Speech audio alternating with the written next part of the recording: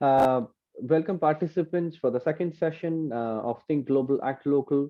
Uh, uh, the theme for this month, this Saturday, is resilience. We've had three very interesting speakers who've given us a lot of great insights, and speech was very insightful and knowledgeable for all of us.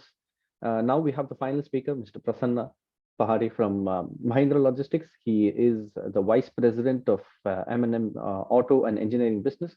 He graduated from College of Engineering in Pune in 1996 and has a bachelor's degree in mechanical engineering and has a PhD in finance and strategy from IIM Calcutta. Prior to joining Mahindra Logistics, he has worked with Tata Strategic Management Group, Voltas Limited, and co-founded a startup called Making Champs. Prasanna had joined Mahindra Logistics in October 2017, and he's been there ever since. Welcome, Mr. Prasanna. Thank you for accepting our invite to speak for Think Global, Act Local Session 4, which is resilience. I would love to give the stage to you. The stage is all yours now. Thanks a lot, John. Good afternoon, everyone. I need to check with John separately as to what's the logic of getting me into the graveyard shift. In the training parlance, the graveyard shift is the post-lunch session, and that too on a Saturday. So John will debrief separately on that. No, I think you have a very lot of interesting this thing. When I saw your presentation, I don't think it will be a graveyard shift for the people who are attending and participating in the session now. I think it's a short 1 hour or 40 minutes, right? So yeah. I'm sure they are all waiting for you to share. So I would like to believe that John and team have the confidence that I'll keep you all awake. So happy to be here with all of you for this learning interaction. So let me start by kind of capturing the essence of what it is. I was just telling him that I was supposed to be in Bombay. There were some escalations last night, and today morning I had to drive to Chakan. So I'm taking this call from one of our warehouses. And then just 2 days back, one of my acquaintances asked me, that has been some time for you in logistics. So how is it going? And then I kind of paused for a while and said that, yeah, I mean, if you look at last 3 years, not only me, but everybody in supply chain management has had a compressed learning, maybe possibly equal to 15, 20 years. I mean, that's all COVID and an after effects. And more interestingly, the topic of supply chain management has been in the boardroom conversation. It's been talk of the stock markets. It's been covered by the mainstream media. And it's also become topic where there were some humorous memes that happened. So be it the container shortage or be it the evergreen fiasco and so on and so forth. So I think this whole question of supply chain management has kind of become mainstream message, and that kind of captures what's happening the roller coaster ride for the last few years.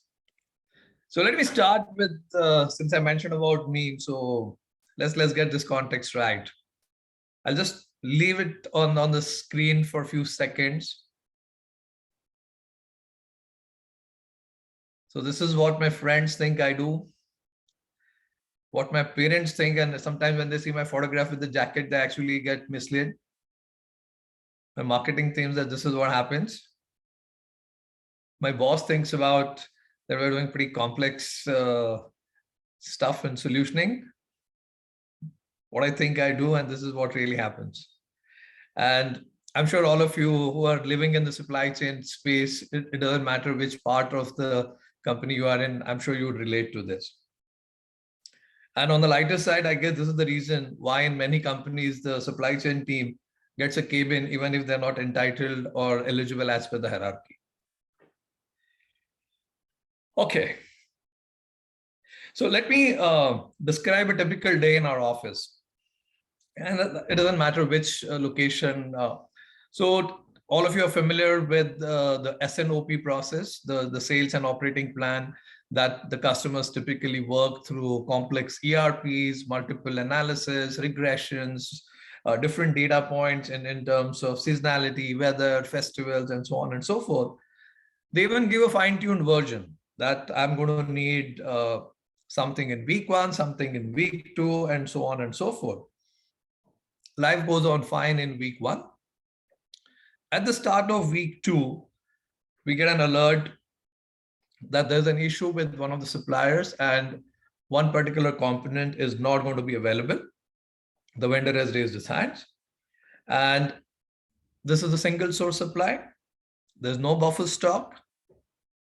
So we come to the situation that, just 1 second, we need a new plan.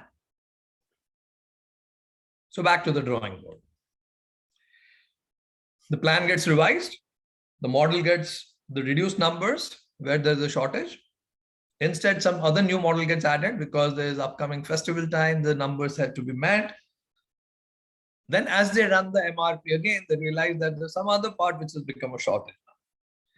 Now, procurement had ordered basis the earlier plan. Now with the new development with component A, now component B is needed. So there's a scramble going on to get this component B. Finally, the supplier relents and says that, okay, he'll put in an extra shift. But now we don't have enough time to get the shift on roads. So somehow we get the material handed over to us and there's a year shipment done, even a heavy item like castings. So the assembly line works. Oof. And then this keeps on happening. I'm sure it sounds familiar to many of you on the call. It's true, in my view, to many industries. The intensity and frequency kind of can vary depending on specific context, but this is how things really happen in many, many ways. But in spite of all this, it doesn't matter where you are in the supply chain, whether you are the shipper, whether you're the cargo player, whether you're a tech player, whether you're a transporter, freight forwarder, MHE operator, so on and so forth, you are expected to respond to these changes. And in my mind, this is resilience. And this is the core subject that you've been listening since morning, and that's the theme for today. This is how I look at the definition of resilience. This is the dictionary definition, but really captures the essence of what it is. So it's the ability to adapt, cope, and recover from challenges, adversity, or stress. And it involves the capacity to maintain a sense of well-being, positive outlook, and effective functioning in the face of difficult or unexpected situations. Nice to know. But our country has a unique set of challenges in which this resilience has to work. So let me share some snippets on that. Now, this is actual data of some of the products that I've seen. So this is typically the week-wise distribution. And as you see, the tall towers in week 3 and week 4, and that's how the spike happens. So whatever monthly capacity you talk about, you need to end up doing much more in the last few days. It's not that all of us go and buy more in the first week. It's like as our paycheck gets encashed, but that's a reality, the behavior or the way the channel really works. What you see on the right-hand side is the data for the last 5 years of a particular product category. You discount for the dip in the COVID due to the FY21 first quarter, but even otherwise, there's a huge seasonality which is there in terms of how the numbers stack up. And imagine the challenges that we would have to set the rhythm to a supply chain of this kind. So what really happens is in the lean period, which would be some of these quarters, the customer wants us to move to lower capacity vehicles. They want us to club the load. They want us to figure out ways and means of meeting the lower production numbers. But when the production increases, which is in this period or this period, they want to even here ship the heavy cargo like castings. And then we in supply chain are expected to respond to both these extremes. Moving on. As a country, I think all of you are familiar with it. I'll not kind of get into, as they say, converting a convert. You already know about it. But just to summarize some of the points that we have in terms of the reality of infrastructure and some of the unique situations. You look at our roads. They have definitely become better. I mean, as you drive around the country, you see that the infrastructure has become better, but it's still inadequate as compared to the need that we have, the growth that has happened in consumption, the overall increased GDP, and so on and so forth. So there is inadequacy of the roads. In many places, the quality is poor, and some places seem to be in perpetual work in progress. I mean, you look at city of Mumbai, you look at maybe parts of Delhi, the parts of UP, the new express highways which are getting constructed. So sometime or the other, there is some construction going on. There is a larger transition from the asphalting to concrete and so on and so forth. So there's a WIP which is there. There's a driver shortage. I think there's enough talked about that, but the reality is that we don't really go down to see that what's happening with the truckers. But at any given point in time, anywhere between 10 to 20% of the trucks are idle, waiting for drivers. Now, the owners kind of try to optimize that by getting some maintenance work done, etc. But the reality is that we do have a driver shortage. The third challenge I would like to express is about traceability. The old trucks don't have GPS in all of them. More importantly, the drivers don't want to be tracked. I'm sure anyone who deals with the transporters have often experienced this, that suddenly a vehicle goes off grid. You're not able to trace the driver, GPS is not there, phone is switched off. And then after miraculously few hours of break, the driver comes back on the grid. And then as you kind of decipher, you realize that the person had an unscheduled halt at his home or at his relative's place. And then that's where like 4 or 5 hours of downtime has happened. And then that's how things happen. On the infrastructure side, there's also several amount of traffic jams, the VIP movements, the no entries, and this keeps on fluctuating. Even Google cannot be updated to that effect to reflect on what's happening on the roads. Particular locations also have festival divergence. So I think officially the government infrastructure or government machinery puts embargo on certain movements, and the heavy vehicles are the first one to be taken off the road, while all of us need the material which they bring in, but the vehicles are taken off the road. So these are some of the India-specific challenges which make the SCM even more challenging. And the list actually continues. And there are, I mean, these are some of my favorite peculiar ones. So in the marriage season, suddenly you find that there is unscheduled or unauthorized absenteeism, not only for the truck drivers, but across the supply chain. So it could be warehouse operators, it could be the loading, unloading workmen who work with us, and so on and so forth. So suddenly there's a shortage there. Even our trucks get snatched away for certain amount of religious festivals. What you see is the Lord Ganpati here, but it doesn't matter. Across different regions, there are different festivals. And the flatbed trailers are the favorites of the local people because that's how the processions get done. So the vehicle is just taken away. It doesn't matter who it belongs to. And I mean, these are the challenges that we have.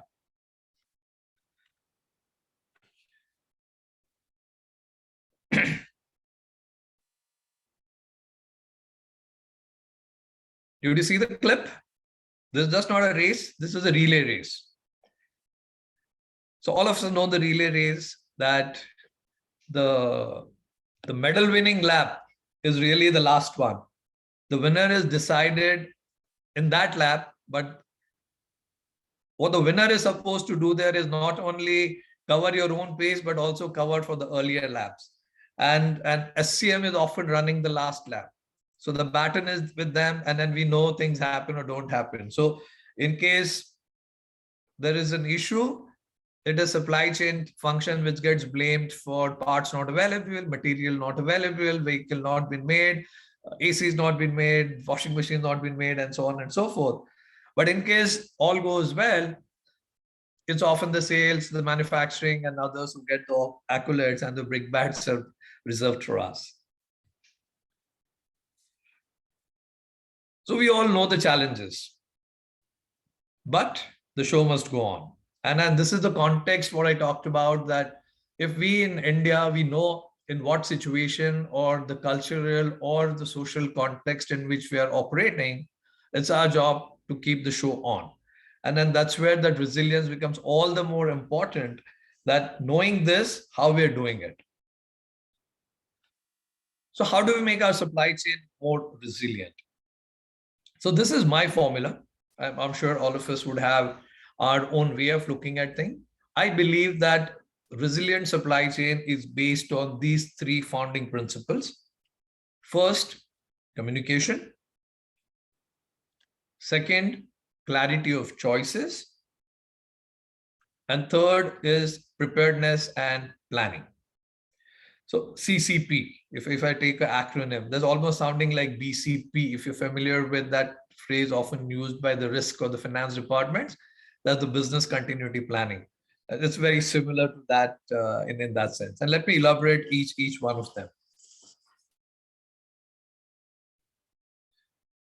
So first and foremost is communication. So it's often said in project management, and to that extent, it's true in all the industries, that the only thing worse than the bad news is the bad news coming in late. Things can and will go wrong, but if we know it in time, we do have time to recover, time to take corrective action. And then therefore, I believe that all functions should have a same worldview, and that too at the same time. And that includes sales, marketing, manufacturing, vendor development, quality, sourcing, procurement, and even finance. So we've had challenging situations where sales operations have kind of aligned and they've done a ramp up plan, and then finances that, oh, they were not aware of it, and therefore they have not extended the working capital line with the bank. And then therefore the financing and funding has got impacted. So there are so many handovers which can really take the entire system down. So therefore it's important for all functions to be on the same page. And there needs to be a very frequent and proactive communication. And so just to give an example, there have been times where vehicles breaks down. I mean, that's the nature of it's a machine. Either human error or just mechanical failure can happen. Vehicles will go down. But if we know it in time, we've had times when we have requested the customers to change the production plan and they've got something else done, not depending on the material which was there in the vehicle, which is kind of broken down. But this is possible if we give enough time for people to respond to this situation. I believe that the current ERPs have some inadequacies in this. While it is capturing the transactions to some extent or varying degree, but it is doing the transaction capturing well. But in my view, it's not solving the issue of concurrent communication. And I'm sure all of you would be part of plethora of WhatsApp groups, and that's where there is this perceived feeling that, yeah, we have communicated everything to all relevant people who need to know. And then that's how things are getting done today. Maybe there is an opportunity for the next unicorn to solve this communication issue like Slack has done for internal communications in the company. Maybe there needs to be a customized version for supply chain professionals to get the relevant things across to relevant people in time.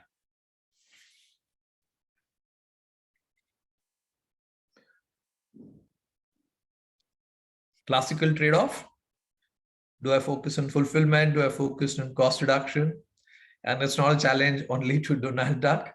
So I remember reading an article years back in an HBR, which had to do with the fundamental question that what do you want your supply chain to be? Should it be efficient or should it be effective? And the question is universal. And when the customer says that I want 100% fulfillment at the lowest cost, I mean, that's utopia. That reality doesn't exist. There is a trade-off. If you want higher faster delivery, better fulfillment, less downtime, obviously the cost is going to go up. And then therefore, these are kind of real life challenges and decisions needed to be taken in time. So the second point was about clarity of choices. So if we look at just the world of transportation, if I'm able to do a point-to-point full truckload, on an average, the cost per kg is around 3 to 4 rupees. And you just look at the entire spectrum there, you do a part truckload, but without a time-sensitive delivery time, the cost goes up around 6 to 8 kg.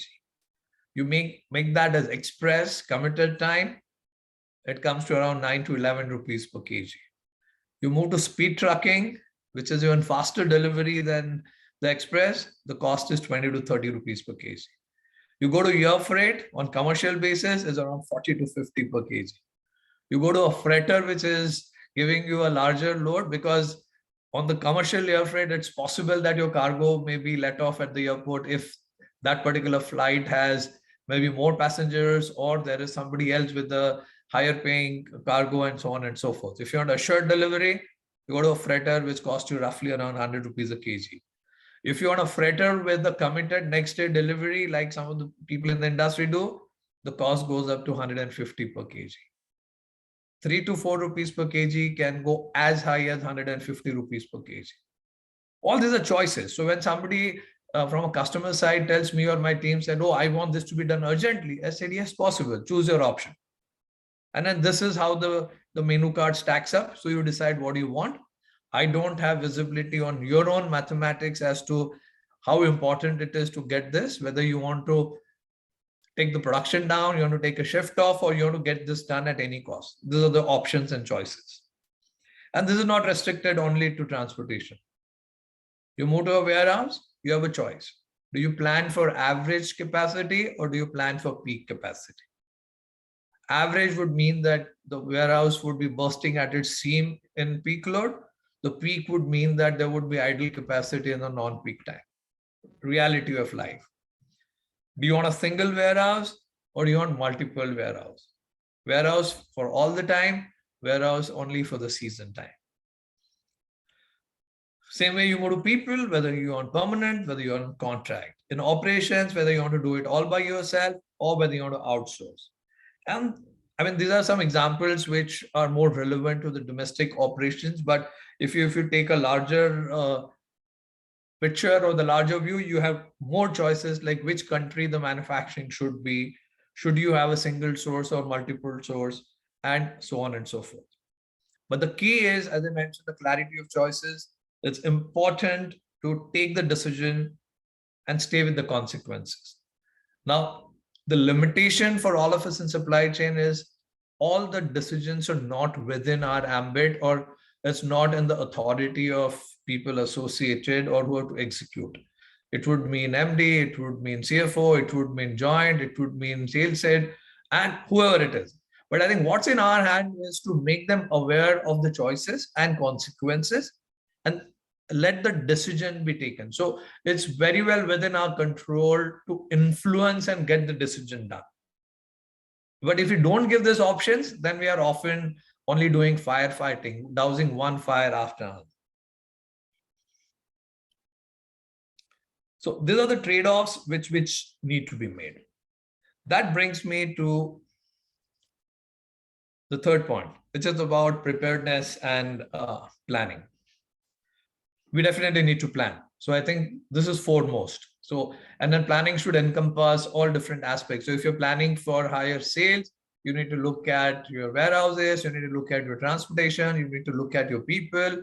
Even going down to, you need to look at what's the capacity of material handling you have, what's the loading, unloading capacity that you have.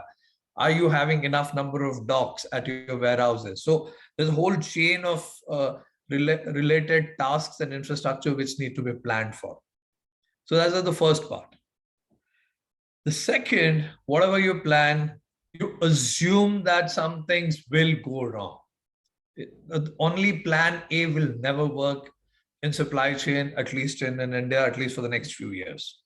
So you assume that something is going to go wrong, and therefore you need to have your plan B. You definitely need to have your plan B. And then, so to summarize, communication, clarity of choices, planning and preparedness, with clear understanding in your mind that your basic plan may fail and therefore you need to be prepared with an alternative. Let me just show you one short video clip. So, हमारे share prices all time लो पर हैं, सारे नए brands flop हो चुके हैं, ऊपर से 572 क्लेम्स. इन अदर वर्ड्स, अपनी हालत बहुत खराब है बॉस, साडी तो बैंड बच चुकी है, इससे बुरा और कुछ हो ही नहीं सकता. Sorry for choosing a Hindi clip. I don't know the split of participants. I'll just play it one more time if that was fast enough. So, हमारे शेयर प्राइसेस ऑल टाइम लो पर हैं, सारे नए ब्रांड्स फ्लॉप हो चुके हैं, ऊपर से 572 क्लेम्स। इन अदर वर्ड्स, अपनी हालत बहुत खराब है बॉस, साडी तो बैंड बज चुकी है, इससे बुरा और कुछ हो ही नहीं सकता। So irrespective of what you plan, things may and will go wrong. The reality is that all of us need to accept it. This is a famous clip from the movie Jab We Met years ago. What I liked about this is recognizing that things have gone wrong or some things are not happened as planned. So acceptance is step one. And then you have the bandwidth and the attitude to plan for recovery. So take it in your stride, accept, and then solve. So logistics and supply chain is not a back office function. So if you're familiar with 4 P's of marketing, very famously said by Philip Kotler, there's product, there's price, there's promotion, and place. I believe that the first 3, which is product, price, and promotion, see the light of the day and keep the cash registers ringing only when the last P, place, is sorted. And that's what all of us do in the supply chain function. It doesn't matter whether you work for a shipper, whether you work in a logistics service provider company like me, or whether you're in the transportation, warehouse, it doesn't matter where you are. So be proud of this aspect, that we really make this 4 P's of marketing really function well. And we are an essential service working 24/7. So day and night, hot and cold, somebody amongst us is working to ensure that your next order is delivered and the wheels of economy keep moving. Thank you. That's all I have from me in terms of my presentation. Open to questions. John? Thank you, Mr. Prasanna, for your presentation. It was very simply put. Some of the quotes and things that you said were very, very sharp. As you said, only things worse than bad news is bad news coming late. How do you handle this in this situation? We are prone to have these bad news, come to us at some let's say half of the time is coming late to us. How do we manage it? So I think we need to have that culture of transparency and honesty. Mm-hmm. I mean, just imagine my truck is broken down. Right. I can't transship in 15 minutes. Mm-hmm. I can't get an alternative truck in the middle of, say, Mumbai-Nagpur highway, even if it's a new Samruddhi highway. All the more reason right now that there's nothing on that road. Mm-hmm. But if I say that, yeah, this is a problem that's happened, let's put our heads together. What can we do? Yeah. So if the culture in the ecosystem, be it supplier, customer, or within customer organization, between supply chain and the user department, if the culture is of blame game or the buck passing, then the bad news remains with somebody who knows about it but does not have the courage to pass it on. And then that's where we lose the opportunity to get things back on track. I mean, that's what I think, John. Yes, absolutely. With another question, follow-up question is that India being resilient in terms of, we know for sure that the world economies are all facing a recession right now, the energy crisis, let it be due to the war and all those, and India is taking, as a government, as an economy, is taking few measures to become resilient. How can we, as companies, strive to avoid the recession that comes, that we are working on to avoid, which if it did come, how do we avoid these situations? So there's a very famous prayer, I guess. And John, you can correct me. I think you might be using that in the church sometime. It says that God, give me the courage to face the things which I can't, give me the strength to change the things which I can, and give me the wisdom to differentiate between the two. Mm-hmm. Yeah. Right? So I think first and foremost is to recognize that what are the levers that we have which we can control, mm-hmm. and what are things beyond our control. So I think that's the first one. Now, whether recession happens or not, it doesn't matter whether I am Tata or Ambani or Birla. I can't really influence the outcome at that macro level. But in case recession happens, I need to be prepared. So I think Right. that is very much in our realm to say that, oh, what are the scenarios? Right. So when I'm giving a forecast to my MD about what my next quarter would be, one view is to always give a very optimistic or a very pessimistic scenario and always be on one side or the other. I believe that looking at scenarios and range always works. Saying that, okay, this is my best case scenario, this is my worst case. So that kind of sets a guardrail.